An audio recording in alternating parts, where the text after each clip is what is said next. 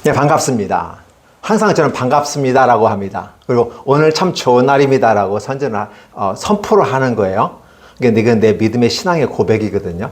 오늘 참 좋은 날입니다라고 고백하는 것은 뭐냐면 내가 그 말을 하기 전제를 깔고 하는 거거든요.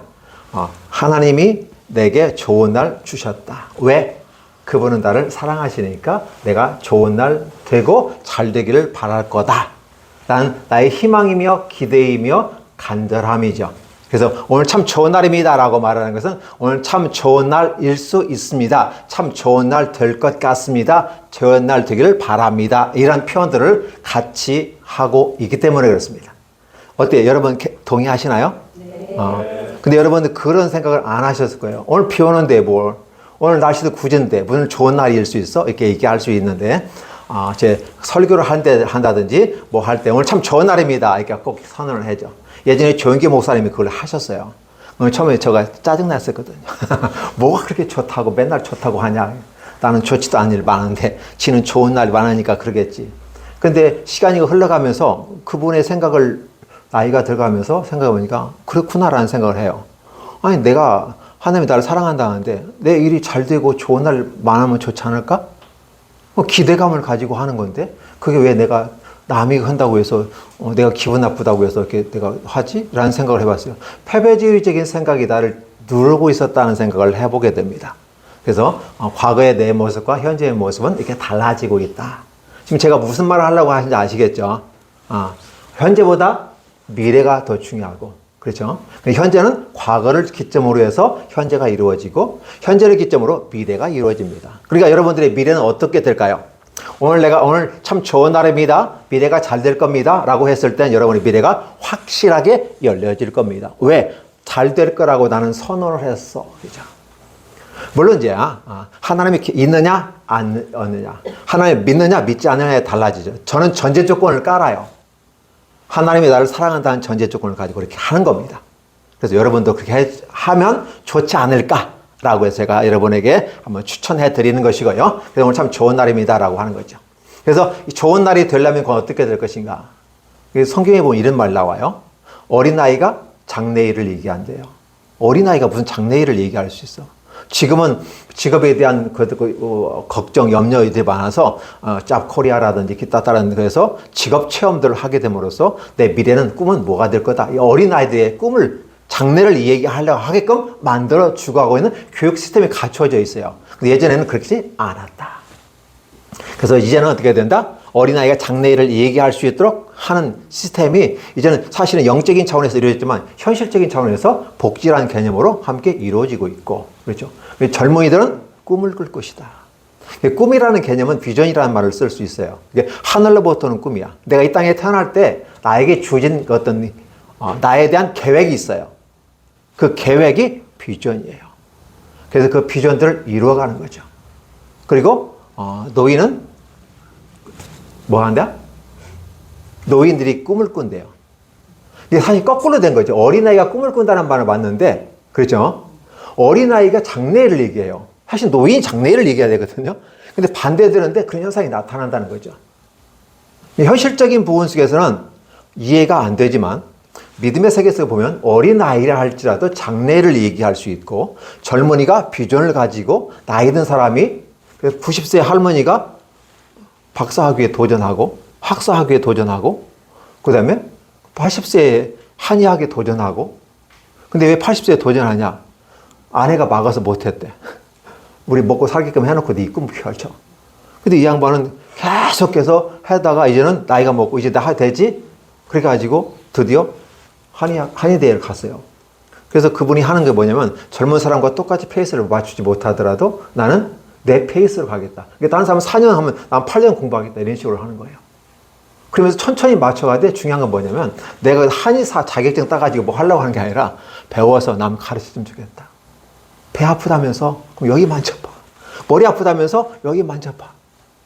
침은 못 넣더라도 많이 문질러줘. 그러면서 이제 가르쳐 주면서 좀 나은 삶을 살겠다라는 생각을 갖고 있는 거죠.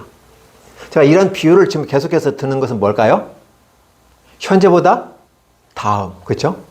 오늘보다 내일을 꿈꾸는 어떤 그런 모습이 아닐까. 저와 여러분의 가치는 어디에 있을까? 현재를 살면서 미래를 사는 것이 저와 여러분입니다. 그럼 이미 과거는 살았기 때문에 과거는 돌이켜보는 거고 현재를 과거를 통해서 나를 보는 거잖아요. 그렇죠? 과거와 현재를 비교해 볼 수 있겠죠. 왜? 미래는 아직은 실현되지 않은 사기 때문에 비교 대상이 되지 않아요. 과거의 내 모습과 10대 때, 20대, 30대, 40대, 50대, 60대의 모습과 현재 나의 모습은 어떻게 차이가 있는가를 보는 거죠. 그래서 여러분이 사회복지공부에 조사를 공부했을 겁니다. 사전, 사후 검사. 그렇죠? 비포와 애프터 사이즈에 어떻게 비교하면서 현재 나의 모습을 추론해 볼 수 있고, 그렇다면 이거 내가 과거로부터 현재 와 있잖아요. 그러면 현재로부터 미래 똑같은 대입의 방법 속에서 나가보면 미래는 여러분이 추론할 수 있다. 오케이? 여러분이 추론할 수 있는 거거든요. 그럼 나의 미래는 희망적인가 부정적인가를 생각해 볼 수 있는 거죠. 근데 첫 번째 여러분들은 사회복지를 공부했다고 하는 걸 보면서 이제 희망적이다라고 이제 희망이 시작됐다라고 볼 수도 있을 것이다 라는 거죠. 자, 이렇게 이제 시작하면서 저는 여러분에게 지금 이 시간은 어떠한 시간이라는 걸 제가 말씀드리고 싶습니다. 사회복지사 자격증을 취득하고 난 다음에 하나의 직장을 취직해서 내가 사회복지사에 근무를 합니다. 그러면 3년의 경력이 지나면 시설장 자격이 주어져요. 그러면 여러분들은 계속해서 사회복지사로 가서 60세까지 마무리할 수도 있고, 여러분이 3년 이상 경력한 다음에 시설장 자격을 취득한 다음에 센터를 설립하거나 수탁을 받거나, 그렇죠? 그렇게 진행될 겁니다.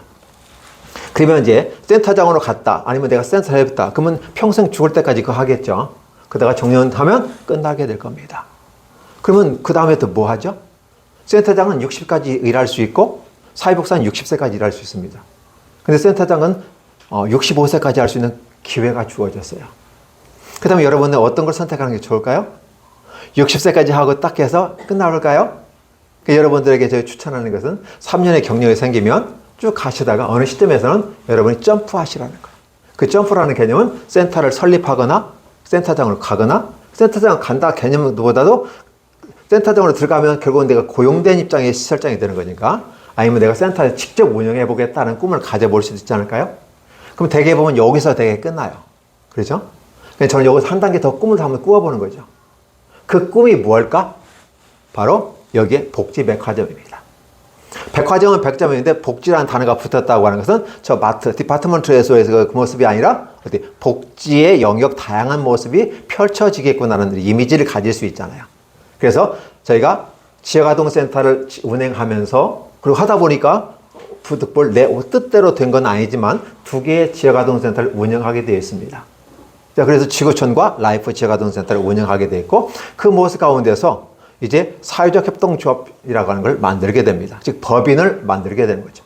원래는 이게 잘 안 됐던 거고 국가에서 협동조합에 해를 하면서 풀어주었는데도 불구하고 제약 조건들이 많아서 아동센터 하는 사람으로서는 할 수 있는 조건이 없었어요. 그래서 포기하고 인천대학교 우리 행정학과 행정교수님 쫓아다니면서 방법 없을까요? 그랬더니 방법 없어. 아동센터를 벗어나서 한번 해봐. 이런 식으로 얘는 없었어요. 그런데 이제 이런 모습 가운데 안 되는데 보건복지부가 문을 열어주었습니다. 그리고 권장하기 시작했습니다. 그러니까 원래 막아서 못하게 했던 것을 문을 열어주고 권장하는 상태. 그러다 보니까 이제 꿈을 가진 사람들은 사회적 협동조합을 만들게 됐죠. 사회적 협동조합과 협동조합은 차이가 있습니다. 협동조합이라는 개념은 이익을 창출하는 사람들이 법적인 차원에서 내가 이렇게 모임을 가지고 단체 형성해서 하나 이익을 취하고 단체성을 갖고 있는 거죠. 사회적이라는 단어가 들어가면 이익 추구보다는 어떻게 해요? 이익 추구도 있지만 결국은 사회적이라는 단어는 비영리 개념이 들어갑니다.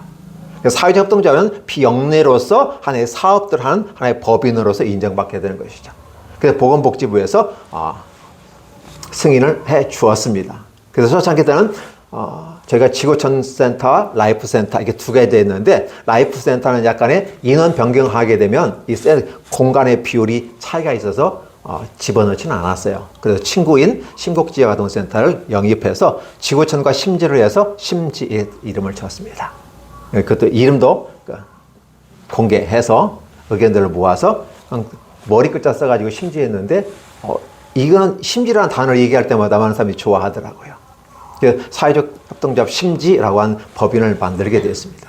그래서 지금 저는 하나의 지역아동센터 아니면 어떤 시설 단계를 넘어서서 하나의 법인을 만들고 그 법인 아래 밑에 집어넣는 형태로 취하게 되는 것이죠.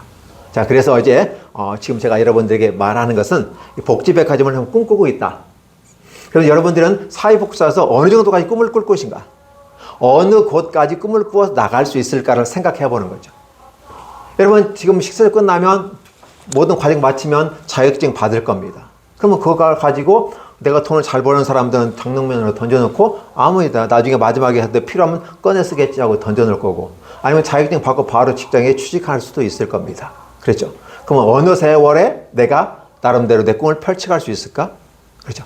여성분들은 되게 많이 일을 합니다. 남성이 이제 사회복지계에 들어와 있어요. 저도 남성이고. 그러면 솔직히 여성분들은 남자가 벌어오니까 부수적인 차원에서 같이 맞춰서 한다 치더라도 남자가 사회복지에서 계속 끝까지 갈 수 있을까? 라는 질문을 던져보았을 때 한 분 여기서 저희 센터에서 했던 젊은 멋있는 친구 있어요. 7가지 땄는데도 불구하고 그 친구 자격증 던져놓고 딴 일하고 있어요. 열심히 해서 자격증하고 7 시험에 합격도 하고 열심히 했는데 남자 입장에서 가정을 꾸려가야 됐잖아요. 수입이 적으니까 자격증을 던져놓고 다른 일을 하고 있더라고요. 이런 부분들이 많아요. 그래서 저와 여러분들께서 과연 사회복지사가 꿈을 꾸되 끝까지 꿈을 꾸고 나갈 수 있을까를 생각해 보는 거죠. 그래서 오늘 이 시간에 제가 여러분에게 말씀드리고자 하는 것은 바로 꿈은 어디까지 꿀 수 있을까? 그러면 뭐 이렇게 다른 사례를 들고 얘기하는 것보다 현재 여러분이 실습하고 있는 이 기관과 이 센터에서 우리 법인 내에서 함께 생각해 보는 건 어떨까? 그러면 과연 제가 꿈꾸자 하고 만들어가는 이러한 것들이 현실적으로 가능한가를 한번 생각해 보는 것은 어떨까 생각합니다. 괜찮겠죠? 자, 그러면 사회적 협동조 심지 복지백화점 운영 시스템에 대해서 말씀을 드리고자 합니다. 저는 이사장으로 되어 있습니다. 자, 여러분 복지를 되게 시작하면 어떻게 할까요? 복지의 시작은 어디서 볼까? 복지라는 개념이 뭘까? 복이 되는 땅, 복이 되는 지역, 복이 되는 방법? 그럴까요? 그럼 복지를 어디서가 복지가 시작이 될까 한번 생각해 봅니다. 최초의 복지는 어디였을까요? 에덴 동산이었습니다. 근데 에덴 동산에서 죄를 짓고 쫓겨난 아담과 하와가 있었다는 사실을 기억하십니까? 되게 복지론에서 이거 갖고 오지는 않아요. 성경에 있는 내용이니까. 저는 그러면 최초가 인간이 아담과 하와잖아요. 그럼 아담과 하와에게 복지가 필요했을까 없었을까? 최초에 있었을까요 없었을까요? 복지 필요하다? 필요하지 않다? 필요하다. 에덴 동산에도 복지가 필요했을까요? 거기는 생명실과가 있고 먹으면 죽지 않을 수 있는 영원히, 그것은 노동이라는 단어가 없었어요. 그러니까 따먹으면 돼요. 그리고 흐를 마시고 따먹고 영생할 수도 있어요. 영생의 가능성까지. 왜? 그때 당시 죄를 짓지 않았으니까. 복지가 필요 없었다는 거죠. 그럼 복지라는 단어가 나올 때는 뭐가 왜요? 뭔가 부족한 상태에 있었다라는 거죠. 그게 바로 쫓겨나는 거죠. 자, 그러면 아담과 하와 볼까요?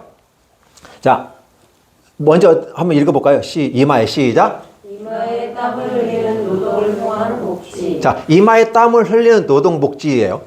하나님께서 아담에게 너가 에덴 동산에서 에덴 동쪽으로 쫓겨나가면서 결국은, 그러면 쫓겨나면 게임 끝난 거 아니에요? 쫓아냈으니까. 그런데 내어 쫓으면서 네가 하나님 말씀을 어겼고 불순종했기 때문에 약속 파기가 됐어. 그래서 넌 내 백성이 아니고 사단 백성이 됐어. 마귀 백성이 됐어. 그냥 나가. 소속이 달라. 우리나라 국적이 아니야. 나가. 추방시켜버렸어요. 그러니까 아담과 하와가 쫓겨나는데 쫓아내면서도 여전히 하나님은 사랑의 하나님이시라. 쫓아내도 내 자식은 내 자식 아니에요. 그죠? 법적인 부분에 내 자식은 아니지만 내 자식은 내 자식은 그 마음이 이제 가는 거죠. 사랑을 하는 그 모습 가운데 이 말합니다. 땀을 흘려 노동을 통해서 살아남아라. 지금 네가 나를 떠나서 에덴에서 쫓겨나는 순간 너의 영혼은 죽었어. 그냥 여기서 죽으면 끝나. 그런데 중요한 것은 살아남아. 육체는 살아있으니까 살아남아야 될 거 아니에요. 그래서 살아남는데 어떤 방식에다 땀을 흘리는 노동을 통해서 먹고 마시고 살아남아라 라는 것이었어요. 이게 아담에게 준 사랑의 구원의 메시지였어요. 그러면 아담과 함께 있던 아담을 유혹했던 하와는 어떨까요? 하와는 아이를 낳아서 살아남아라. 그래서 지속적으로 내 삶이 유지될 수 있도록 해라. 왜냐하면 에덴 동산을 쫓겨났기 때문에 결국은 죽는 거예요. 육체를 가지면 죽어요. 여기서는 영생하는 실과를 계속 먹으니까 죽지 않고 살아갈 수 있는 힘이 생겼어요. 근데 에덴 동산 벗어난 다음에 어떻게 될까요? 살아날 수 있는 힘이 없어졌잖아요. 그러면 이제 살면 살 만큼 죽어요. 사람이 죽어. 그러면 죽으면 어떻게 돼요? 안 되잖아요. 쫓겨난 사람은 인간이야, 인간. 그렇죠? 사람. 그런데 아담과 하와가 애를 낳고 하면 어떻게 돼요? 한 세대, 그 다음 세대, 그 다음 세대. 그러면서 이어지는 것을 같이 우리 뭐라고 한대요? 인류라는 말을 해요. 그렇죠? 그러니까 한 사람은 죽어가요. 그런데 인류는 여전히 존속해. 인류가 존속하는 방법은 뭐냐? 노동을 통해서 해라. 남자는 노동을 통해서 하라. 여자는 뭐를 통해서? 아이를 낳아라. 왜 아이를 낳죠? 살아남아야 되니까. 언제까지 살아남죠? 진정한 복지의 주체이신 하나님이 우리에게 오실 때까지. 성경에서는 메시아가 오실 때까지 살아남아라는 것이었어요. 그래서 결국 남자는 노동을 통해서 복지를 얻는 거고 여성은 아이를 낳아서 복지를 하는 거예요. 그러면 이것을 볼 때 여러분들은 어떤 공통점이 있죠? 어떤 차이점이 있죠? 자, 공통점 한번 읽어볼까요? 시작. 예, 사랑하며 살아남을. 사랑하며 살아남기예요. 공통점이에요. 그러면 아담 같은 경우는 땀을 흘려 노동을 통해서 복지. 그러니까 진정한 복지는 어떤 복지가요? 국가에 주는 복지가 아니라 어떤 복지? 내가 열심히 일을 해서 할 수 있는 만큼 벌어 스스로가 생명을 유지하게 만드는 게 진정한 복지예요. 그러니까 주는 게 목적이 아니라 자활이라는 개념이 또 있어요. 복지에. 자활 스스로. 근데 지금 힘들어. 그래서 조건부 자활이라는 말을 쓰게 되고 사실 완전히 자기 업을 통해서 돈을 버는 사람은 복지가 필요 없죠. 이미 스스로가 복지를 해결하니까. 그래서 아담에게는 그 노동을 통해서 복지를 하라고 하는 거고 여성은 뭐냐? 여성에게 일을 하는 것은 뭐냐? 그 노동이 아니라 여성은 노동 자체가 애를 낳는 게 노동이야. 그렇게 해서 두 사람이 계속해서 한 세대 남겨져 가면서 그 남자는 어떻게 돼요? 땀 흘려서 아내와 자식을 먹이고 여자는 아이를 잘 키워서 그럼 아이가 키우면 어떻게 돼요? 그럼 아들과 딸을 낳을 거고 딸은 애를 낳을 거고 아들은 또 돈을 벌을 거고 또 땀 흘려 갈 거고 그럼 어떻게 돼요? 살아남는 길이 계속 이어지겠죠. 그게 인생이라고 하는 거예요. 그렇죠? 그래서 결국은 복지라는 개념을 차이점을 보면 어떻게 될까요? 시작. 분야가 다른 상호협력 대상. 예, 분야가 다르다는 거죠. 이게 남자는 땀을 흘려야 되는 것이 복지라면 여자는 애를 낳는 게 복지라는 거죠. 그렇죠? 그럼 달리 말하면 남자가 돈 벌어왔으니까 내 마음대로 할 거야. 이게 세상적인 방식이야. 내가 넌 줬고 내가 벌어왔고 내가 수고했고 그 돈 벌어오는 게 얼마나 힘든데 말이야. 그러면서 구박을 아내에게 해. 돼야 안 돼요? 미친 짓이에요. 여자는 죽기 살기하고 애 놓았잖아요. 그렇죠? 남자가 돈 벌어오는 것도 힘들지만 여자가 애 놓는 것도 힘들단 말이에요. 그렇죠? 상호 다르다. 그럼 어떻게 될까? 협력이야. 사회복지는 어떻게 돼요? 상호 협력이 돼요. 갈등이 생길 수 있어요. 나도 애 놓고 나 열심히 키웠거든? 그런데 왜 내가 너한테 집에 당가야 되고 내가 네 눈치를 봐야 돼? 라고 하는 거죠. 내가 애를 낳기 때문에 이 아이가 커서 나중에 우리 노후 때 먹이 살릴 거 아니야. 그러니까 나 잘한 건데 왜 네가 돈 좀 벌어온다고 그래? 막 그래서 싸울 수 있겠죠. 안 그래요? 안 싸워요? 싸워야죠. 단지 영역이 다를 뿐이라는 거죠. 영역이. 그렇죠? 영역이 다르다는 사실을 강조를 제가 합니다. 그래서 상호 협력이다. 그래서 사회복지는 상호 갈등과 상호 협력이라는 단어를 쓰게 돼요. 국가의 기능은 무슨 기능이 있어요? 통제 기능. 통제 기능을 이해를 못했는데 코로나 때문에 우리가 이해를 하죠. 공권력으로서 뭐예요? 행정 명령을 내리는 거예요. 강권, 강제성이 있습니다. 국가는. 그럼 종교는 뭐가 있죠? 종교의 기능은 막 치고받고 싸우니까 안 되잖아요. 그 종교끼리 해서 타협해서 사회 통합을 이루는 거예요. 종교가. 사회복지의 기능은 뭐죠? 아까 얘기한 것처럼 상호 갈등과 상호 협력이 있다. 그러니까 이제 남자 입장과 여자 입장이 다르니까 갈등이 생길 수 있잖아요. 그러니까 못 살아! 헤어져! 이혼해! 도장 찍어! 막 해가지고 그러면 행복한 걸 알지만 막상 헤어지면 후회를 하는 것이 이혼이고요. 뭐가 안 됐어요? 협력이 안 된 거죠. 협력만 하면 이혼할 필요 있을까요? 그러면 결국은 남자는 애기 낳아요? 못 낳아요? 물론 씨를 주는 건 주지만 아기를 낳을 수는 없잖아요. 여자가 낳아주는 거예요. 고마워요, 안 고마워요? 남성분들 고마워요, 안 고마워요? 아니, 나 결혼 안 해봤거든요. 고마운 거잖아요, 그렇죠? 엄청 고마운 거예요. 왜? 이 애들이 나중에 나 먹이 살렸잖아요. 지금 우리 센터 내에 있는 아동들이 그 아이들이 지금 우리의 도움을 받고 서비스를 대상이 돼서 함께 하지만 그 아이들이 성장한 다음에는 그 아이들이 우리를 키워주고 우리를 양육할 거 우리를 보호할 거란 말이에요. 그렇죠? 다리가 힘없어서 덜덜덜덜 두 무릎 사이가 떨릴 때 잡아주는 사람이 그 아이들이 해주잖아요. 복지는 뭐죠? 그렇게 협력이 되어지는 거죠. 그렇죠? 이렇게 되는 겁니다. 그래서 분야가 다른 것이고 상호 협력하는 것이다. 그래서 복지는 그렇게 시작하는 걸로 이해한다면 더 쉽게 이해하지 않을까? 그럼 그것이 좀 발전해 볼까요? 사회복지론에 들어갑니다. 사회복지 개론에 들어가면 나오는 것들입니다. 두 가지가 나오죠. 자선조직협회 COS, C는 캐릭터죠. 자선이란 말, 오르가니제이션, 그래서 협회라는 단위고요. 자, 그러면 또 한 가지 인보관 등. 자, 우선 먼저 인보관은 나중에 나오는 거죠. 전쟁이나 기타 여러 가지 문제 속에서 문제가 생겼어요. 교회는 그때 당시 한 지도급의 상징이었어요. 그러니까 교회에 다니는 사람들은 굉장히 잘 되고 형통하고 잘 되는 사람이요. 그러다 보니까 사랑을 실천하라고 설교에서 말을 하니까 사랑을 실천하려고 자원봉사로서 이 사회에 나가서 전쟁의 고아나 이런 나그네 또 과부들 이런 분들을 도와주기 시작했어요. 자원봉사 개념이에요. 그걸 우리는 수혜를 했다. 어떤 은혜를 베풀었다. 수혜론을 얘기하는 거죠. 그래서 이제 그들의 모습 가운데 근데 그들의 대차가 누구였어요? 기독부인들. 예수 믿는 전도자들이나 여성분들, 예수 믿는 집사님들, 되게 이런 분들이 자원봉사 개념으로 이웃을 도와주기 시작하는 것이죠. 그래서 그걸 자선조직협회가 나중에 형성되는 거죠. 처음에는 개인이 했고, 그다음에 교회가 했고, 근데 그런 것을 단체로 만들어서 자선조직협회로 만들었겠죠. 자, 이런 부분 속에서 가다 보니까 그런 것을 어디에 기초했다? 하나님의 사랑에 기초해서.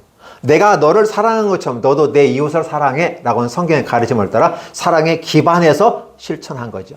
이러다 보니까 근데 이런 거 가운데서 우리가 볼 때 우리 현재는 이걸 뭐라고요? 선별복지. 그렇죠? 선별복지라는 말을 쓰게 되고 되게 보수층에서 이런 얘기를 많이 해요.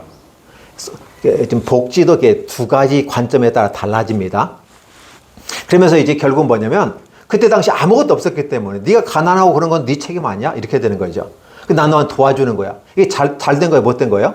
좋은 거잖아요. 그런데 이제 부정적인 의미를 자꾸 따지다 보니까 도와주는 건 좋은데 굉장히 뭐 갑질하는 것 같고 도와주면서 생색내는 것 같고 이러다 보니까 뭐예요? 나는 우월하고 넌 내가 주고 그럼 넌 감사해야 돼. 이렇게 되는 거잖아요. 그러다 보니까 무슨 문제가 생겨요? 아니 내가 가난하고 싶어 가난했냐고.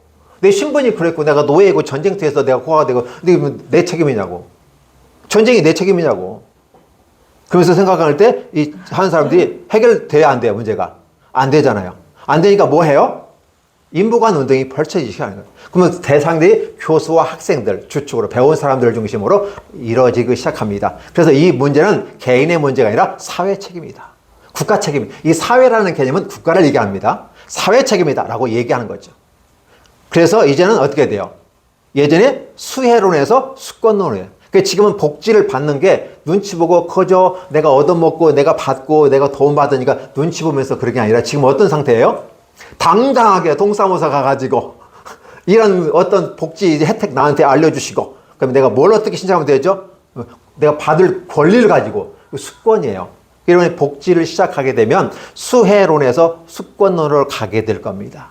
그러면서 국민으로서 권리가 바로 어려울 때 도움 받을 수 있는 권리다. 복지권이 복지권. 그렇죠? 그래서 여러분들이 그런 모습으로 가게 되는 것이죠. 그래서 이제 인보관 같은 경우는 되게 어떻게 가요? 되게 보편복지를 가게 되죠. 정치사에서 보면 이게 또 우리 민주당이 이제 보편복지를 강조하고 국민의힘이 선별복지를 강조하죠. 이 선별복지의 장점과 단점이 있고 보편복지의 장점과 있고 단점이 있습니다. 이런 것들을 우리는 생각해 보는 거죠. 관점에 따라 달라지는 거죠. 이 사회가 그만큼 미시적인 접근을 하다 보니까 그런 거죠. 처음에 시작할 때는 이렇게 자선조직협회가 먼저 시작했고 그래서 기독교에서 사랑의 기반으로 됐다. 그런 거죠. 그럼 이제 이게 이제 인보관 운동의 보편복지를 가게 되면 어떻게 되면 사랑의 기반은 사랑의 기반인데 어떤 사랑의 기반이냐? 하나님께서 아가페적인 사랑으로 하라고 하는 부분에 자선 조직 협회가 있다면 인보관 운동은 하나님의 사랑이 아니라 인간 사랑의 개념으로. 인간이면 누구나 만물의 영장으로서 권리가 있고 그렇게 되는 거죠. 인간은 무조건 인간이기 때문에 보호받아야 된다는 거예요. 그리고 인권이라는 이름으로 접근하는 것이 되게 보편복지에서 얘기하는 부분입니다. 그러나 사실은 그렇지 않죠. 인간은 내가 권리를 주장하기에 앞서서 의무라는 게 있어요. 내가 남을 때리고 남에게 강간하고 남의 걸 빼앗고 남에게 죽이고 그러면서 했을 때 내 인권이 보장될까요? 그렇죠. 인권은 사실은 남아있지만 권리는 남아있지만 내가 남에게 해를 끼침으로 해를 끼친 만큼 내가 제재를 받아야 되겠죠. 그렇죠. 감옥에 가는 사람은 인권이 있어요, 없어요? 감옥에 가는 사람 인권은 있어요. 그렇죠. 그러나 그가 할 수 있는 모든 권한에서 의무사항을 이행하지 않았고 책임을 하지 않기 때문에 그 책임에 대한 것을 물어서 감옥에 가다 버리는 거죠. 제한을 시켜버려요. 그렇죠. 그럼 인간이라고 해서 다 모든 복지의 혜택을 받아야 되냐? 인간이기 때문에 기본적인 삶을 살기 위해서는 복지의 혜택을 줘야 되는 건 사실이지만 그래서 너무 인간이기 때문에 그래서 사람들이 생각이 다 달라요. 그러니까 기존 체계, 가치 체계 속에서 이렇게 이루어지는 모습 가운데서 어떤 문제가 발생하냐면 소수자라는 이름으로 어리고 힘들고 소수자는 도와야 돼, 안 도와야 돼요? 이 소수자라는 이름을 가지고 모든 걸 다 집어넣어 버려요. 동성애도 집어넣고 집어넣어요. 자기 선택에서 자기의 잘못된 것은 자기가 책임을 져야 되잖아요. 근데 그걸 국가에서 책임지라고 그래요. 동성애 같은 경우는 어떻게 돼요? 결국은 저출산 문제 속에서도 하나의 굉장히 큰 문제 속에 돼요. 어려워져요. 기존의 전통과 체계를 부수면서까지 가는데 인간의 권리라는 이름으로 하게 되면 좀 어렵지 않을까. 동성애자들 이 말 들으면 데모할 겁니다. 우리도 국민이고 우리의 권리가 있다. 그러니까 인간 중심의 사랑으로 가는 게 그러한 부분이 있다라고 보는 거죠. 그러나 선별복지가 좋으냐 보편복지가 좋으냐는 것은 답이 아니에요. 되게 보면 일반적으로 보면 정리해보면 보편복지를 모든 인간은 다 복지의 대상이다 라고 보는 거죠. 이게 잘 나가는 저 대기업의 회장님도 복지 대상자입니다. 근데 워낙 잘 나가니까 내 복지 내가 하는 거야. 그러니까 그들은 사실 복지 대상에서 제외시켰을 뿐이죠. 그 사람도 복지 대상이다. 모든 사람이 다 보편복지를 대상입니다. 그러나 그 가운데서 잘하는 사람은 어떻게 된다? 키우고 밀어줘야 하지 않을까? 그렇죠. 못하는 사람 밀어줄 필요는 없잖아요. 딱 그래서 말해서 잘하는 사람 밀어줘야죠. 이게 선별복지입니다. 그렇죠. 잘하는 사람 키우고 미루고 나가는 것이 아름답지 않을까? 이런 생각을 해보는 것이 또 좋죠. 그러니까 여러분들이 보편복지가 좋다, 선별복지가 좋다, 그렇게 구별하시면 안 되고, 이것을 되게 보면 부천시는 민주당이 장악을 하고 있어요. 그래서 내 보편복지야 이런 분위기, 이 분위기에서는 민주당이 아니면 살아남지 못할 정도로. 그렇다고 해서 또 이게 다른 게 선별복지하는 그것도 없는 건 아니에요. 단지 선거에서 이겨서 지배하고 시장도 모든 사람들 거의 다 이제 민주당이 차지하고 있을 뿐이지 국힘도 있어요. 그렇죠? 이런 걸 보면서 그렇다고 해서 승리했다고 해서 사실은 아니거든요. 남은 사람도 있는 거잖아요. 그렇죠? 그런 걸 생각해야 돼요. 그래서 보편과 선별을 함께 여러분 통합적으로 보는 시각이 필요해요. 나는 보수적이니까 선별복지. 나는 진보관 쪽에서 난 보편적이니까 나는 이렇게 하면 안 되는 거죠. 여러분 사고는 미시적인 것은 볼 때 보편복지, 선별복지에 나가지만 실제적인 부분 속에서는 통합적인 사고를 가져서 어떻게 된다? 전체를 아우를 수 있는 모습으로 여러분이 사고를 만들어 가는 것이 좋겠다 생각됩니다. 그렇죠? 자, 드디어 이제 이 부분에서 이제 제가 여기에 심지 복지백화점 운영 시스템을 구축을 해보려고 합니다.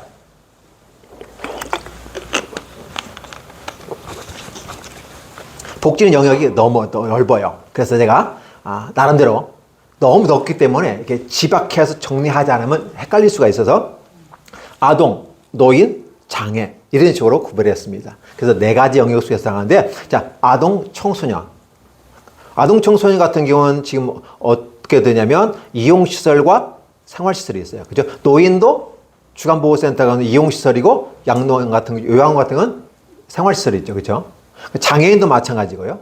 장애인, 그래서 요 영역으로 준비하고 이 마지막 여기에 지원 네트워크라고 하는 것은 뭐냐면 어떻게 지원해 볼 수 있을까? 외부적인 시스템, 조직들을 만들어서 지원할 수 있는 그런 모습으로 이 네 가지를 합니다. 그러면 이렇게 네 가지 하는 목적이 뭘까라는 거죠. 자, 오른쪽 한번 읽어볼까요? 시작. 통합. 돌봄 시스템 구축. 예, 이 톨봄을 구축하는 데 목적이 있어요. 두 번째 시작. 복지의 효율성과 효과성 창출. 자, 효율성과 효과성이란 뭔지 아시죠? 효율성은 뭐 대비, 뭐뭐 대비 얼마 이렇게 되는 거잖아요. 그래서 효율적이다.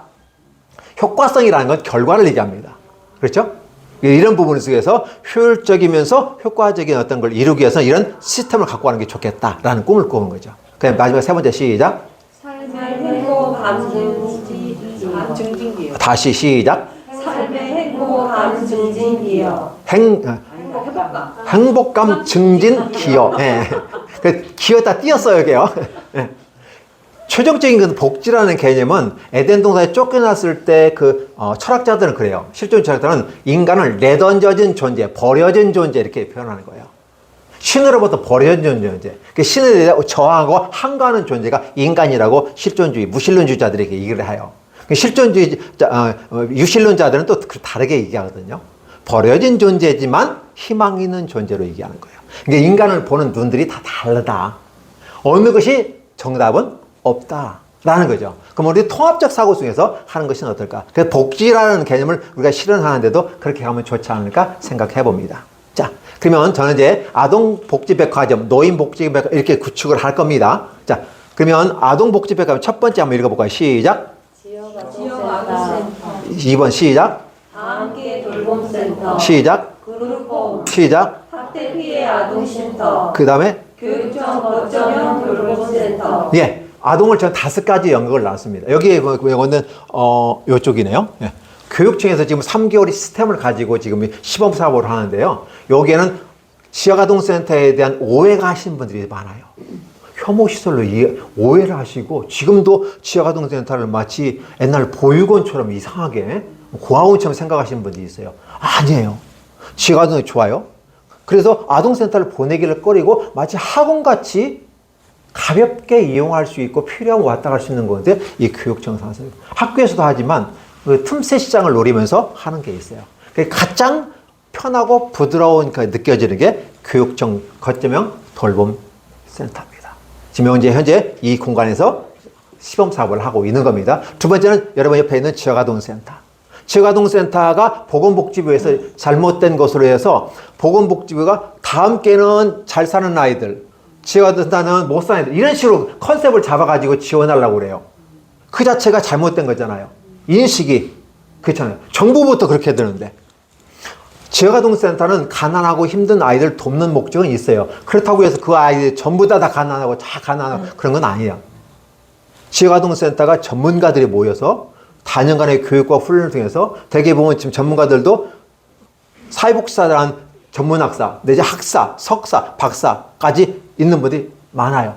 계속해서. 왜? 전문성 떨어진다고 하니까 계속해서 공부하면서 실력 키우고 있어요.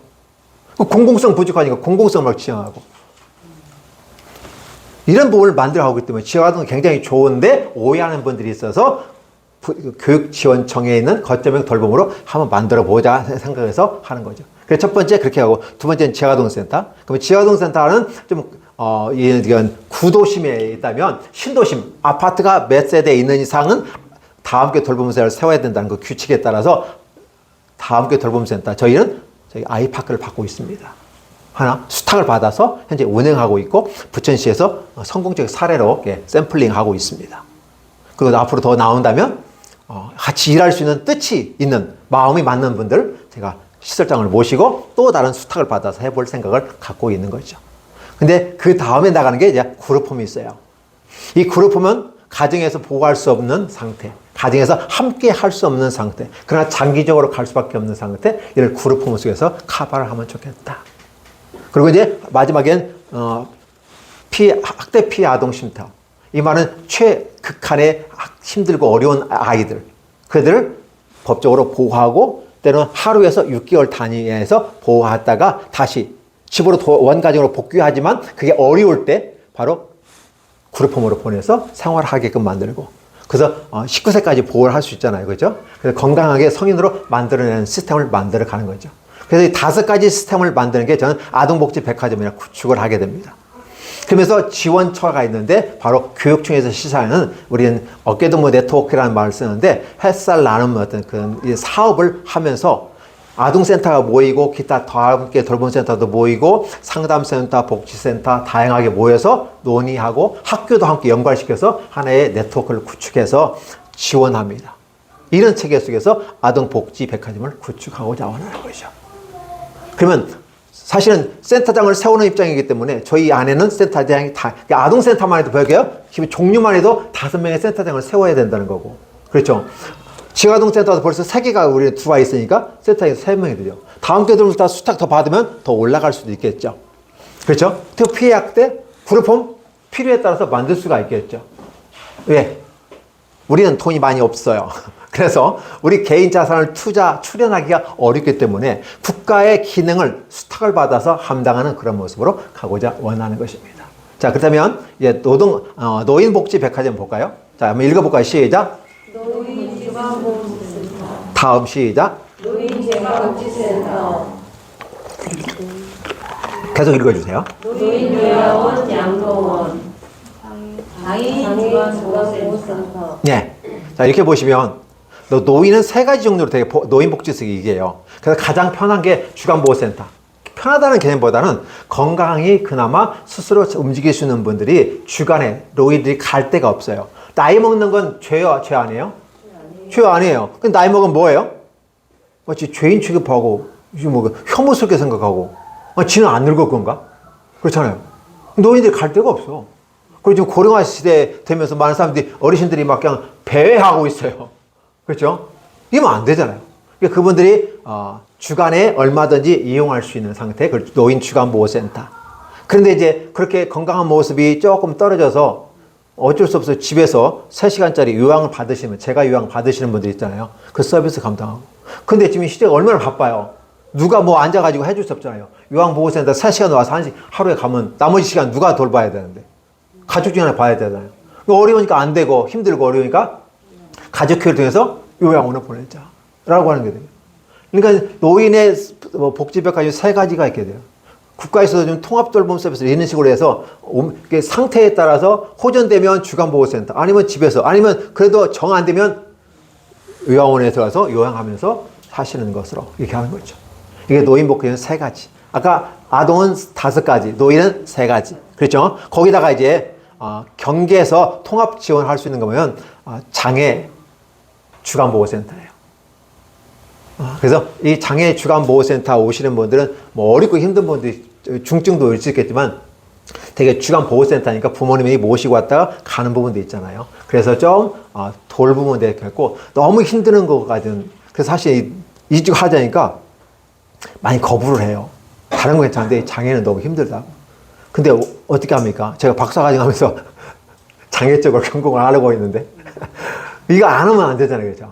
네. 그래서 그래서 마지막에 좀 빼긴 빼놨지만 그래서 이 부분도 필요하다. 그래서 총 9가지가 됐죠. 9가지 영역 속에서 그러니까 센터형 유형으로 봤을 때는 9가지 형태를 가지만 또 그 같은 형태에서 여러 가지 나가기 때문에 센터장 숫자는 더 늘어날 수 있어요. 그렇게 해서 이러한 백화점을 구축을 한번 해보자라는 거예요. 현재 노인 쪽은 저는 손을 못 대고 있어요. 그래서 노인은 개인 시설로서 MOU 협약을 맺거나 아니면 제가 노노케어. 저도 이제 센터 끝나면 또 가야 되잖아요. 그럼 저는 80세까지 일한다고 제가 호언당담하고 있으니까 저도 또 가야 되잖아요. 그러니까 어떻게 해요? 노노케어 하던 상황에서 주간보호센터 한다든지 요양을 할 수 있어 얼마든지 내 길을 만들어가는 거죠. 제가 남 밑에서 있지 못하는 성격인 것 같아요. 아니, 제가 능력이 안 되고 남 밑에 있으면 그냥 잘려. 그래서 남 밑에가 있으면 넌 살아남을 수가 없어. 네, 그래서 어떻게 돼요? 남 밑에 못 살아면 내가 내 걸 만들어가면 되잖아요. 굳이 왜 남 밑에 있으려고 그래? 조직 생활에 능숙한 분들은 남 밑에서 있어서 탁월한 능력을 발휘할 수 있지만 저같이 그렇게 능력이 없는 사람들은 어떻게 돼요?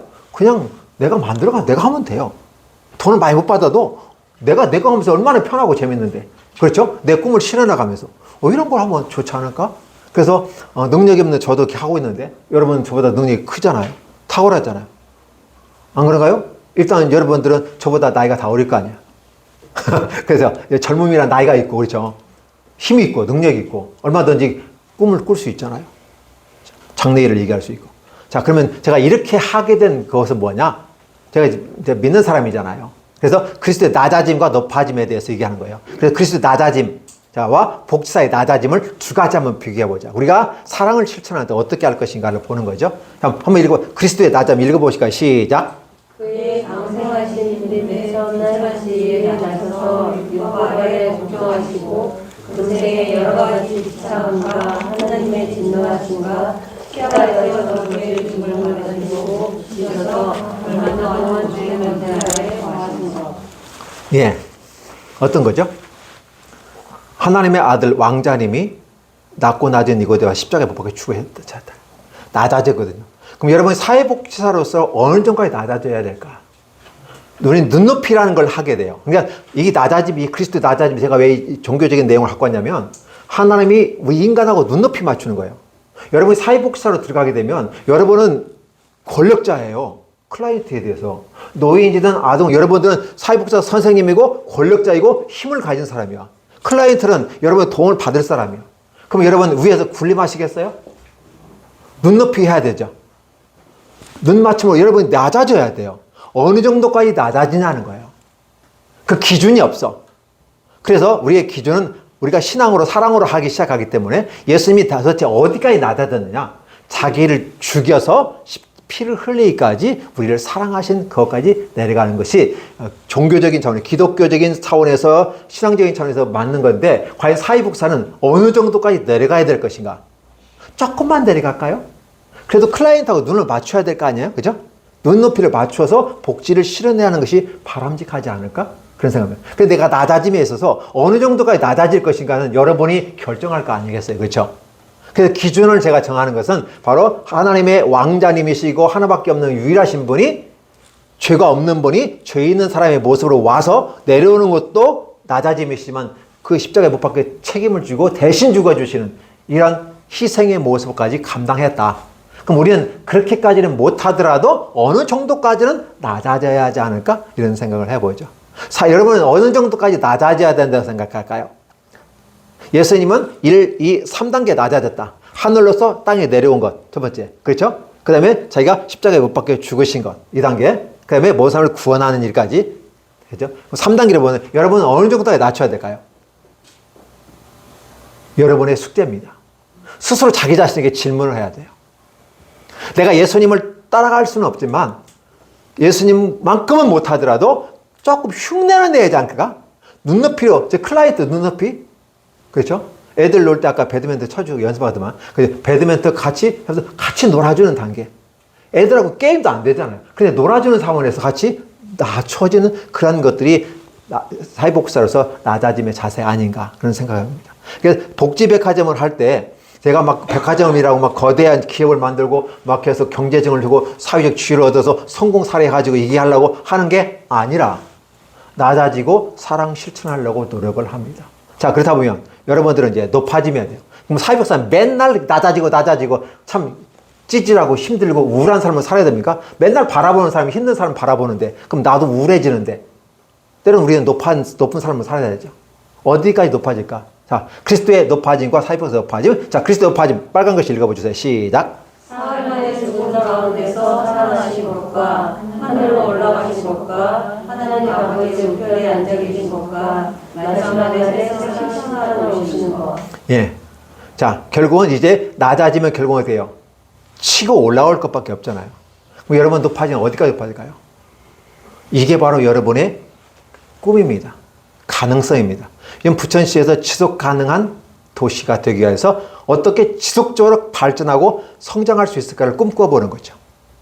그래서 각 전문가들, 민간위원들이 시작해서 발표도 하고 막 그러거든요. 시 50주년 기념해가지고. 자, 그런 것처럼 여러분 어디까지 올라갈까요? 여러분이 교만해지라는 게 아니에요. 자만, 오만 아니에요. 여러분의 마음에 자존감을 키워가라는 거죠. 그게 바로 그리스도의 장성한 분량이라고 성경에서는 기록하거든요. 내가 굉장히 마음이 높아져요. 자존감이 높아지고 자존심은 낮아져요. 그러면서 여러분이 풍성한 삶을 살 수 있도록 만들어가는 거예요. 비록 내가 대하고 서비스 제공하는 그들은 힘들고 어렵지만 그래 눈높이 내가 낮아졌지만 내 삶은 여전히 내 삶도 하나의 나도 복지의 대상자잖아요. 그럼 만들어가기 위해서는 어떻게 돼요? 내 삶이 풍성해져야 되잖아요. 그래서 꿈꾸는 사회복지사. 말이 돼야 안 돼요? 월급 받고 끝나는 인생이 아니라 꿈꾸는 사회복지사. 제가 지금 그걸 해보려고 노력해요. 아직 완성되지 않았어요. 그러나 지금 시작하고 있어요. 제가 시작할 때 제가 제 개인적인 욕심이 아니라 하나님께서 원하시는 길. 그래서 나는 가는데 내 발걸음을 인도해 주십시오. 라고 기도하면서 가요. 만약에 내가 가는 게 욕심이고 어떤 그런 직업적이고 경제적인 이익을만을 위해서 간다면 하나님 막아주십시오라고 기도합니다. 왜냐하면 제가 나중에 죽어서 하나님 앞에 심판받을 때 다 타요.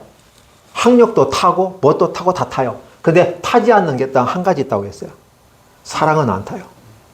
믿음도 없어져요. 소망도 없어져요. 타지 않는 유일하게 남는 게 뭐예요? 사랑. 그러면 한 실천 행위는 사라지지 않는다.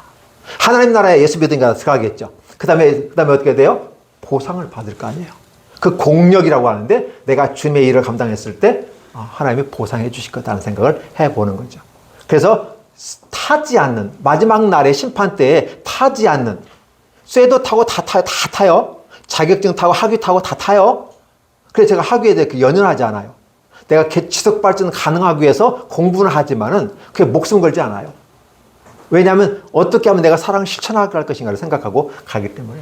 그래서 내가 높아지는 것은 최고의 정점은 나를 사랑하신 하나님께서 어디까지 사랑했냐? 죽기까지 사랑했고 끝까지 사랑했다. 그러면 나는 어떻게 할까? 복지하다 보면 힘들고 지치고 번아웃 될 때 많아요. 그래서 포기할 때 많아요. 그런데 늘 생각합니다. 그리스도의 장성은 불량일까지 내가 성장하게 했고 끝까지 그들을 사랑해야 되겠다. 왜? 그것만이 남으니까. 헨리 나우엔이라는 분 아시죠? 그분 캐톨릭 신자예요. 근데 그분이 하버드 대학의 정교수 자리를 박차고 평생 보장돼. 어디 가든 존경과 사랑의 대상이 될 수 있어요. 하버드 대학의 정교수예요. 근데 결국 장애인들의 소리에 들어가 공동체에 들어가서 그들을 섬긴다는 거예요. 미쳤어요? 제정신이에요. 미쳤어요? 맞아요. 미쳤어요. 어떤 미쳤어요? 아름다움이 친할친. 아름다움에 미쳐버렸어요. 어떤 아름다움? 내게 맡겨진 수많은, 내가 여태껏 살고 이만큼 살게끔 해주신 하나님께 감사하고 드디어 내 남 삶에 하나님께 드리는 그도 같은 눈높이로 그들의 장애인 세계로 들어가서 그들을 케어하고 돌보고 그들과 함께 동고동락하는 모습들. 그러면서 자기 발전을 계속해 나가는 모습. 멋있지 않나요? 이렇게 자기를 성장시키고 발전하는 것은 어디까지라고 하는 기준을 제시하는 것은 아닐까 생각을 해봅니다. 자, 그래서 우리가 하나님께서 우리에게 준 계명이 10계명이 있는데 그 10계명을 전체 또 10번째가 나오는데요. 그걸 전체적인 걸 같이 해보면 한번 빨간 글씨 읽어보면 시작. 우리 서로를 만족히 여기며 이웃과 악을 있는 모든 것에 대하여 의롭고 사랑하는 마음을 품으라는 것. 예, 사랑하는 마음을 품는 겁니다. 자, 그래서 사랑하니까 어떻게 해요? 부모를 공경하고 사랑하니까 어떻게 해요? 살인하지 말고 사랑하니까 남의 남자, 남의 여자 빼앗지 말고 간음하지 말고 그렇죠? 도둑질하지 말고 그다음에 시기 질투하지 말고 탐내지 말고 그렇죠? 네. 우리가 복지하면서도 이런 거 잘 기억을 해 주셔야 됩니다. 그러면 결국 반대 개념으로 10계명에서 그만한 거 볼까요? 반대 개념이에요. 똑같은 걸 뒤집는 거 시작. 우리의 처지를 부족히 여기거나 이웃의 행복을 시기하거나 하나거나 이웃에 있는 모든 물건에 대한 불리한 행동과 감정이다. 어떠세요? 이러한 것들이 우리에게 나타나면 내가 직업적 사회복지가 된다는 거고 앞에 것을 하면 원래 우리가 사회복지 공부할 때 이네이블러, 천사로서의 사회복사의 기능을 회복하는 겁니다. 여러분 학교에서 배웠던 걸 제가 얘기해요. 자, 그러면 내가 중국에 가면 기독교 대학이 있어요. 있을 수 있어 없어요? 중국은 공산주의예요. 없어요. 그런데 있어요. 뭐 과학대학이라고 있는데 거기 가면 그분의 총장님이 나이가 많은데 기독교로 들어가면 중국에서는 거부하잖아요. 공산주의니까. 종교는 아편으로 생각하니까. 근데 이분이 딱 들어갈 때 사랑주의로 하고 들어갔어요. 인민들도 사랑하잖아요. 그렇죠? 사랑주의. 그래서 사랑주의인데 기독교라는 이름을 갖고 가면 저항이 생기니까 사랑주의로 들어가요. 그러니까 사랑주의는 기본적으로 아가페적인 아버지의 사랑, 하나님의 사랑이 있어요. 그러면 인간 사랑이 있어요. 되게 인간은 에로스적인 사랑이죠. 그렇죠?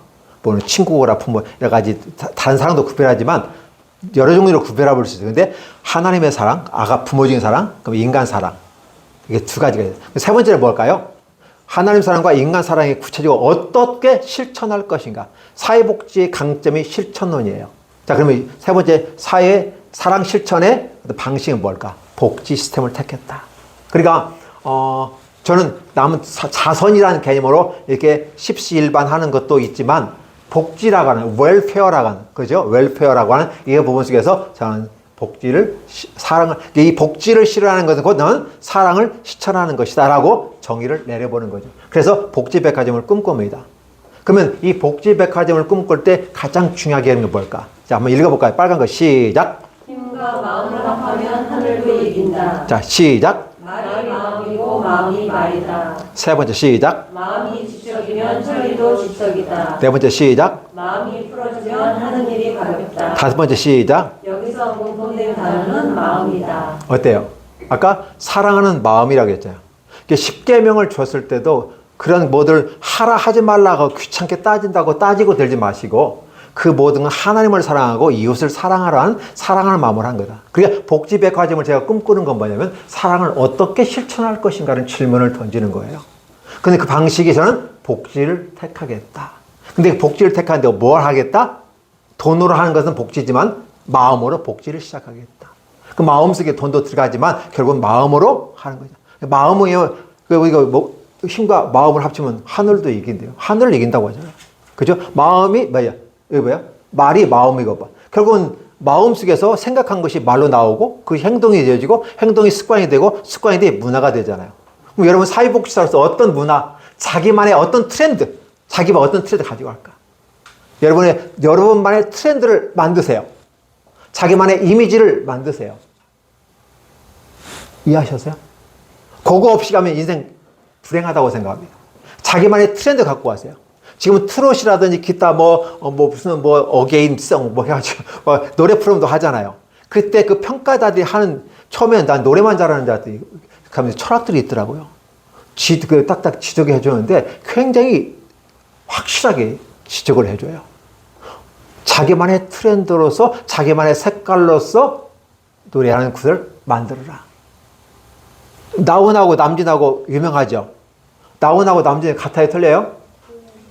공연 방식이나 말하는 거나 전혀 다르죠.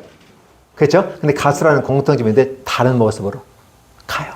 자기만의. 여러분 사회복지사로 갈 때 자기만의 그 트렌드를 만드는데 어떤 트렌드를 내가 만들어갈 것인가. 여러분 자신에게 문제예요. 아이고 끝나면 자기 받으면 냉장고에 근데 장롱에 던져놓고 다른 거 할 거거든요. 저 이거 안 할 거거든요. 예, 안 해도 좋아요. 여러분 하지 마세요. 사회복지사 자격증 받고 사회복지사 하지 마세요. 그리고 나가서 돈 많이 버세요. 그리고 그 번 돈 가지고 신나게 쓰세요. 재밌게. 그리고 잉여 자산이 좀 있잖아요. 사회복지기관에, 사회복지시설에, 어려운 시설에 기부하세요. 그럼 여러분 사회복지사 이런 것보다 더 큰 환영과 존경을 받을 겁니다. 그럼에도 불구하고 난 사회복지 하겠다. 사회복지 꼭 하세요. 후회하지 마시고. 열심히 하세요. 그런데 꿈을 꾸면서 하시라는 거죠. 마음을 가지고. 자, 그래서 사랑 실천 방법을 제가 한번 모색해 봤어요. 제가 지금 마을목 협동조합 속에서 제가 총무 기능을 하고 있어요. 나이 드신 분들, 저도 나이가 좀 들었지만 저보다 더 많은 분들이 있어서 제가 이렇게 같이 총무 기능을 하고 있는데 거기서 할 때 한 분 목사님을 만났는데 그 목사님은 세이비어 교회, 미국에 있는 세이비어 교회의 어떤 그 방식을 취해요. 그분은 뭐냐면 자, 한번 읽어볼까요? 시작. 국가로 시작. 국가로부터 완전 독립, 무지원. 무지원. 밑에 시작. 독자적 인간 자본을 유입하여 진행함. 네. 이번 현재 부천역 주위에서 지금 열심히 사업부터 하고 있는데 청개구리 버스라고 아실 거예요. 이정아 대표 있고 그런 부분들인데 그분들은 국가로부터 돈을 준다고 해도 안 받아요. 민간 기업이야 민간 단체로부터 받아요. 그리고 그걸 통해서 두 군데 월세 내고 운영하면서 카페 운영하면서 식사 제공하고 청소년 하고 사업부터 해나가요. 저는 그분 보고 놀랬어요. 저도 그렇게 하고 싶은데 저는 믿음이 없어가지고 뭘로? 맨손으로. 제가 워낙 가난해가지고 맨손으로 뭘 하기가 그렇거든요. 맨 땅에 해당을 해야 되는데 노력을 하는 거죠. 근데 그분은 실제 해서 성과를 이루고 있어요. 물론 사모님이 엄청나게 힘든 그 몸이 다 망가질 정도로. 그럼에도 불구하고 세이비어 교회의 자기 가치를 추구하면서 그 길을 걸어갔어요. 근데 딱 보니까 나는 그렇게 할 수 있는 자신이 없는 것 같아. 그래서 저는 다른 방식, 밑에 방식을 취합니다. 밑에 방식 읽어줘. 시작. 국가의 기능을 수탁받아 실천함. 민간 자본의 유익을 도입하여 협약을 통한 실천함. 국가와 민간 자본을 활용하여 병행함. 예, 저는 이걸 하고 싶습니다. 첫째, 내가 믿음이 그게 크진 않은 것 같아요. 그분들보다. 그래서 더 중요한 건 뭐냐면 국가의 기능들을 하고, 국가는 해야 될 일이 있어요. 모든 국민에 대한 수권자로서의 그 국민들에게 복지 혜택을 줘야 된다는, 실천해야 된다는 당위성이 있어요. 그럼 국가가 다 할 수 없어. 그래서 저는 수탁받겠다는 거예요.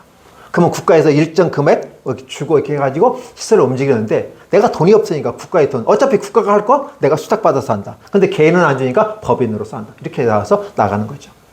자, 그 방식 하나. 그 다음에 또, 그래도 아무리 없다고 해도 아동센터 만들 수 있는 돈은 있잖아요. 그죠? 내가 할 수 있는 건 만들어. 민간 자본, 내 개인 자본 집어넣어. 그렇죠? 그리고 아울러 나 말고 또 다른 자본을 갖다가 집어넣는 거죠.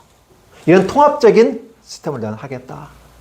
그래서 위에 있는 세이비어 교회의 모습을 지향하는 이러한 스타일의 한 모습을 보면서, 아, 그렇구나. 저분은 저분들의 스타일을 가는 거고 나는 이 스타일로 가면 되겠구나라는 분명한 경계선을 가지고 구분점을 가지고 갑니다.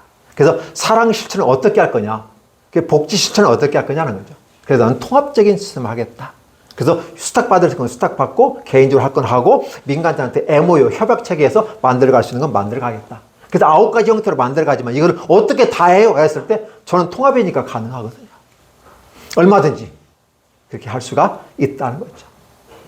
자, 그래서 제가 이 일을 하면서 과연 내가 잘했냐 못했냐, 그 여러분이 사회복지사로서 실습생들 같이 모여있잖아요. 또 직장 내에서 같이 했을 때 동료에게 듣고 싶은 말이 있다. 즉 이런 사회복지 개념은 사랑을 실천하는 모든 과정 속에서 내가 가장 듣기 싫은 소리가 있다. 나 이런 소리 안 듣고 살고 싶다. 이런 한번 목표를 정해봤어요. 요 내용은 뭐냐면 어떤 그 모임에서 이 내용을 했어요. 가장 듣고 싶은 소리 적어보기. 그래서 발표하고 막 그런 식인데 제가 그걸 사진을 찍어가지고 몇 개 기록해 놨습니다. 한번 읽어볼까요? 자, 동료에게 아니면 제가 지금 여러분들에게 아니면 또 민간 이런, 여러분 CMS 나갔을 때 소개할 때 복지시설 다 복지사들 다 도둑놈들이야 이렇게 암묵적으로 이렇게 하는 게 말도 있거든요. 자, 그렇다면 그런 소리를 들을 수밖에 없는 여러 가지 사건들이 있잖아요. 들을 수밖에 없고 또 들어야 되는 거. 그러나 사실 듣고 싶지 않는 얘기. 자, 한번 읽어보겠습니다. 시작. 오해하고 따지며 덤벼드는 말과 투. 자, 이건 뭔지 아시겠죠? 이거 오해하고 던지고, 이건 제가 직접 경험한 겁니다. 실습생한테 이렇게 지도했는데, 이런 식으로 따지고 들었어요. 당황스럽습니다. 서약서에 뭐라고 써있죠? 세 번째, 슈퍼바이저의 말과 지도를 다른 단어 써 있어요. 전혀 다른 모습을 하니까, 내 딸은 열심히 하고 했는데, 막 이런 식으로 들으니까 황당했었어요. 자, 두 번째, 시작. 핑계, 변명, 책임 전가. 듣고 싶지 않죠? 여러분들한테 한다면, 여러분 환영하겠어요? 세 번째, 시작. 옛날 사람 꼰대. 특히 이런 소리. 자, 네 번째, 시작. 세대 차이 나요. 나이 든 사람들이 많이 쓰고. 근데 요즘 젊은 꼰대도 있어요. 네, 자, 다음 시작. 너 때문이다. 네, 다음. 당신이 싫어요. 다음. 피해주지 마세요. 다음. 유서가 같은 사람이다. 네, 어때? 이런 소리 들으면 기분 좋아요, 나빠요? 네, 그래서 이런 소리 듣지 않기 위해서는 어떻게 돼요? 이런 소리 듣는다는 말은 다른 말은 뭐가 없다는 거예요? 뭐가 없으니까 이런 것이 느껴지지, 상대방이? 사랑하는 마음이 없기 때문에. 마음이 없기 때문에 이런 말을 들을 수밖에 없어요. 이게 그 사람이 내가 사랑한다는 말을 여러분의 친구 누구한테 상대방이 내가 상대방을 사랑한다고 마음이 전달되면 이런 말 할까요, 안 할까요? 근데 소통이 안 돼서 자신의 이것이 전달이 안 됐어요. 그래서 요즘에 뭐래요? 사랑은 말로 하나? 예, 사랑은 말로 해요. 옛날에는 뭐였어요? 사랑은 마음으로 하는 거지 말로 하지 마. 어르신들, 그렇죠? 연세 드신 분들 그렇게 가르쳤어요. 그래서 막 좀 이뻐하면 자식은 그렇게 이뻐하는 게 아니야. 마음으로 이뻐하는 거야. 막 지금 어떻게 돼요? 교육 심리학자들이 해서 따르면 사랑은 말로 하세요. 당신이 말하지 않으면 상대방은 전혀 몰라요. 사랑은 마음이 있어도 전달되지 않아요. 전달은 뭐예요? 전달 체계 속에서 행정론이잖아요. 전달이 돼요. 그 전달이 말로 전달이 되기 때문에 말로 하라고 하는 거예요. 그렇죠? 그래서 이런 부분들을 그래서 이 부분의 가장 강점은 뭐냐면 마음이 없다. 복지하면서도 사랑하는 마음이 없으면 어떻게 해요? 오해해요. 아니 나한테 열심히 하는데도 때로 상대방이 그렇게 받으면 어떻게 돼요? 이런 말 들을 수밖에 없어. 이런 소리 안 들을 수 없어요. 듣더라도 여러분이 10분 이런 소리 들을 수밖에 없는 구조이다. 그러나 가능한 이런 소리 안 들었으면 좋겠다라고 생각하는 것이 좋지 않을까요? 그렇죠? 자, 이렇게 하면 이제 반대가 돼야 되겠죠? 자, 희망입니다. 자, 동료에게 듣고 싶은 말들, 제자에게, 선생님에게, 주변에, 가족들에게 제일 중요한 것은 여러분의 자녀 되신 분들은 부모님한테 혹시 부모님이 존경스럽지 못하더라도 가장 내가 존경하는 분은 우리 어머님이십니다. 아버님이십니다. 라고 엄마예요, 아빠예요. 라고 이 얘기 꼭 해주세요. 설령 마음이 없는데 어떻게 해요? 숙제를 내도 그런 걸 내줘. 이렇게 하지 마시고 왜냐하면 부모가 자식으로부터 이런 소리 들을 때 가장 행복해합니다. 저만 그럴까요? 저는 아직 그런 소리 들어보지는 못했어요. 저는 제가 사과를 했기 때문에 제 자식들한테 사과를 했어요. 그렇기 때문에 이런 소리 전 해주면 좋고 안 해주면 말고. 근데 저는 듣고 싶어요. 여러분은 어떨까요? 한번 읽어볼까요? 시작. 존경합니다. 계속 내 삶의 노래입니다. 함께 보고 싶습니다. 지금까지 잘 해왔어요. 우리 함께 해요. 우리 끝까지 가요. 수고했어요. 사랑해요. 나도 신경 쓰지 못했네요. 같이 해결해요. 하나하나 또 설명할 필요 없겠죠. 네. 이런 소리 들으면 어떨까요? 기분이 제일 좋아요. 부모님들은 자식으로부터 부모님은 내 삶의 모델입니다라는 소리 들은다면 어떨까요? 전혀 현실과 반대되는 말이잖아요. 그렇죠? 그러나 이런 사람들이 있어요. 나는 우리 부모님 보면서 내 삶의 모델을 삼았습니다. 그때 부모의 살아온 삶이 그냥 보상받는 거예요. 그 자체가. 그렇죠? 함께 걷고 싶어요. 왜? 파트너로. 그래서 지금 제가 복지백화점이라는 단어를 썼을 때 이 얘기하는 거예요. 60세까지 저희 기관에서 일하시는 분들을 능력 있고 희망이 하시는 분들은 제가 센터장으로 그래서 5년 동안 더 일할 수 있도록 기회를 줘요. 그럼 이런 분들은 함께 했기 때문에 제가 믿을 수 있잖아요. 믿고 신뢰할 수 있어요. 그럼 이 사람들은 또 자기에게 5년의 기회, 그냥 놀고 지나갈 수 있는 기회를 센터장이라는 입장에서 수입도 얻고 사회적 지위를 가지고 당당히 할 수 있으니까 더 열심히 하세요. 더 열심히. 너무 좋은 거예요. 그들도 행복하고 저도 행복하고. 종교를 떠나서 같이 해요. 처음에 제가 기독교인이고 목사이니까 같이 이게 기독교인만 쓰려고 했는데 그게 아니에요. 중요한 것은 당신의 마음속에 사랑이 있느냐. 물론 하나님의 사랑이면 좋겠지만 사람을 긍휼히 여기시는 mercy, 자비로움으로 함께 갈 수 있는 사람이라면 누구든지 함께 간다. 그렇죠. 함께 가고 싶은 사람. 그럼 어떻게 해요? 여기 네 번째 시작. 지금까지 잘 해왔어요. 네. 이렇게 중요한 수고했다고 할 수 있는 부분들. 그러면 제일 중요한 건 함께 가는데 오래가 끝까지 가자는 분도 있어요. 끝까지 가는 사람은 아내밖에 없는데 남편밖에 없는데. 근데 같이 가요. 지금 어디에요? 세컨드 와이프, 세컨드 허즈번드잖아요. 그죠? 직장, 그죠? 파트너로서 끝까지 같이 갈 수 있는. 어떻게 보면 아내와 남편보다 더 같이 지낼 수 있는. 그러면서도 행복한 그 경계선을 넘지 않으면서. 근데 요즘에 경계선을 넘어가는 경우가 많이 있잖아요. 그죠? 그 경계선을 넘어가면 안 돼요. 그죠? 그런 거. 그래서 멋있게. 제일 마지막 하는 거예요. 이게 상급자로서 하는 말도 있는데 내가 상급자로서 업무만 줬지 신경 쓰지 못해서 미안해요. 같이 한번 해결해 봅시다. 네가 했으니까 네가 책임져. 이런 것이 아니라 같이 한번 해봅시다. 문제는 책임은 나중 문제이고 일단 문제를 해결해 보야지 않을까요? 격려이고 너무 걱정하지 말라고. 그러면서 같이 풀어주고 책임감도 같이 나눠가면서 하면서 하면 여러분들이 사회복지사로 가거나 아니면 사회복지계 아니어도 다른 어떤 종류의 가수라도 좀 멋있지 않을까 생각해 봅니다. 어떻게 생각하세요? 괜찮아요? 네. 예, 이렇게 생각한다면 여러분이 사회복지사로서 꿈꾸는 사회복지가 되지 않을까? 저는 이번에 12월 22일 날 우리 아까 지원 넷이라고 했잖아요. 어깨동무 네트워크에서 제가 역량 강화팀에서 사회복지사의 글쓰기라는 제목을 갖고 해요. 근데 제가 그걸 바꿔버렸어요. 사회복지사의 글쓰기 얼마나 재미없어요. 그죠? 글 쓰는 사회복지사. 단어를 선택해도 그래요. 사회복지사의 글쓰기라는 단어하고 글 쓰는 사회복지사하고 같아요? 틀려요? 분위기가 달라요. 그렇죠? 사회복지사의 글쓰기는 이게 의무처럼 느껴져서 부담이 돼요, 부담이. 근데 그래서 사회복지사는요, 자원함으로 쓰는 것도 느낌이 받아요. 그래서 사회복지사가 돼요. 아까 높아지는데 어떻게 돼요? 그렇게 자기를 개발하고 발전하면서 내가 다른 데 에너지를 얻어서 또 전달해 줘야 되니까. 그렇죠? 신앙은 위로부터 사랑받아 전달하는 것이고, 사람과 관계에서의 좋은 영향들을 받아서가 전달해 주고, 이게 그잖아요. 그 높아지고 낮아짐이 바로 클라이언트를 위한 서비스 제공의 모습. 그게 가장 큰 마음이다. 이렇게 제가 사회적 협동조합 심지 복지백화점을 만든다고 선언을 하는 겁니다. 여러분들이 처음이에요. 처음이에요. 이 내용을 저는 실현해 보려고 노력합니다. 되고 안 되고는 나중 문제이고 어떻게 해요? 저는 해보려고 하고 기도하고 있습니다. 여러분 생각나면 기도해 주시고 혹시 여러분 시스 끝난 다음에 혹시 나중에 제가 이런 과정 속에서 혹시 정보를 얻으시고 저와 뜻을 같이 하시는 분들은 같이 하셔도 좋습니다. 얼마든지. 왜?